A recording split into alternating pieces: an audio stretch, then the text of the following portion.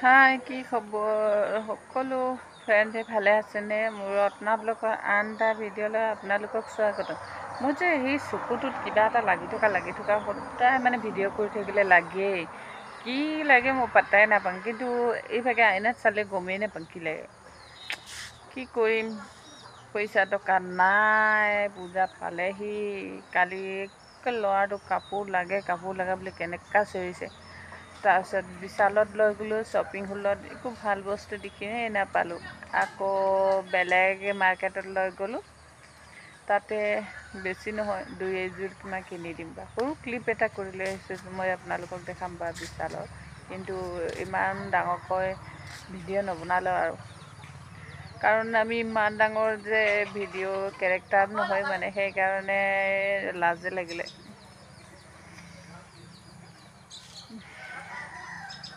বৰষুণ নেৰাই হ'লচোন। কাম যেনেকৈ আছে তেনেকেই পৰি আছে। মিস্ত্ৰীও আহিব নোৱাৰা হ'ল, বেমাৰ হৈ আছে। সেই আধাখৰীয়া কামবোৰ কি কৰিম কি নকৰিম। কালিৰ পৰা ৰ'দ দিলে ভালে হৈছে, একেবাৰে দুৰ্গা পূজাৰ ওচৰত লাগি পূৰা মিস্ত্ৰী লগাই দিম আৰু। অংকুকলৈ গৈছে, তাকে অলপমান বিচাৰি যাওঁ। সদায় মানে ল'ৰাটো কি কৰে, মই অকণমান চাই থ'লে পলাই যায়। আমাৰ ৰাস্তাটো কিমান লেতেৰা হৈ আছে। মানে আজি আমাৰ গোটৰ মিটিং আছিলে, তাতে মানে গোটৰ মাহেকীয়া পইচা দিবলৈ যাওঁতে ল'ৰাটোক এৰি থৈ গ'লোঁ নহয়। তাৰপিছত কি কয়, দুটাই ভোক লাগিছে বোলে। মইতো ভাত বনাই থৈ দিয়া নাছিলোঁ। সেই নিজে আটা মাৰিছে আৰু আলু ভাজিছে। মই হাঁহিছোঁ তাকে। আৰু ভনীয়েককেইজনী আহি আছিলে, সিহঁতক আটা মাৰি একদম আলু ভাজি কৰি সিহঁতক বনাইছে, খুৱাইছে। তাৰপিছত সেনেকৈ নকৰে নহয় বুলি কওঁতে মই আহি পালোঁ, তেতিয়া আকৌ মই বনাই দিছোঁ। এই যে পুলটো যে কিবা হৈ আছে, পৰিব লাগে, গম পাইছেনে নাই?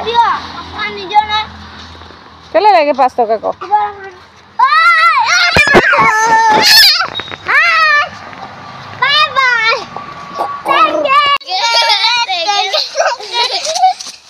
আমাৰ ঘৰৰ পৰা যোৱা ৰাস্তাটো চাওক, পুলটো ভাঙি থৈ দিছে ন। এতিয়া এইফালে ছাইডেদি যাবলৈ মানে ল'ৰা ছোৱালীখিনি যাবলৈ বৰ ভয়ংকৰ হৈ আছে। সেইকাৰণে যিমান সোনকালে হয় ভাল পাম আৰু ৰাস্তাটো, কাৰণ ৰাস্তা দেখিছেই নহয় আপুনি। ৰাস্তাত আহিব দিবই মন নাযায়। পুলটো যেনেকৈ ভাঙি থৈ দিছে, কেতিয়াবা তললৈ পৰিলে মানে একদম মানে খালত পৰিব বুলি ভয় লাগে। আৰু তথাপিও ল'ৰাটো মনে মনে পলাই আহে। সেইকাৰণে আৰু প্ৰতি সময়তেতো গাইড দি থাকিব নোৱাৰোঁ।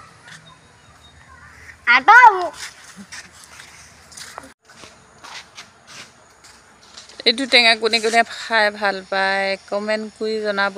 আৰু এইটো টেঙাৰ নাম আপোনালোকৰ ফালে কি কয়? আমাৰ ফালে মিঠা টেঙা বুলি কয়। আপোনালোকৰ ফালে কি নামেৰে জনায় আৰু কি নামেৰে জানে, আপোনালোকে কমেণ্ট কৰি জনাবলৈ নাপাহৰিব।